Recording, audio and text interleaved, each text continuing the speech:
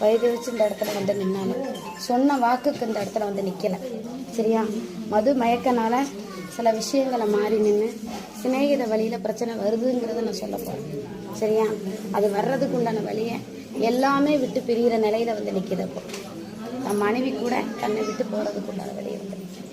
சிநேகித வெளியே போய் அது ஆகாது, திசையை மாற்றி விட்டுச்சா, தான் நிலையே இல்லாமல் குடும்பம் குட்டிங்கிற கூட மனசு மறக்க வச்சுச்சா. அந்த இடத்துல பார்த்து சுதானமாக இருக்கணும். என் இடத்துல கொடுத்த வாக்குக்கு நானும் குடிப்பேன். என் குடிக்கும் உன் குடிக்கும் ஈக்குவல் ஆகாது. நான் உன்னைய விட குடிப்பேன். சரியா? குடிய மட்டும் இல்லை, இது சேர்த்தே வருது. புரியுதா இல்லையா? ஆனால் நீ நிற்கிற நேரம் வேற.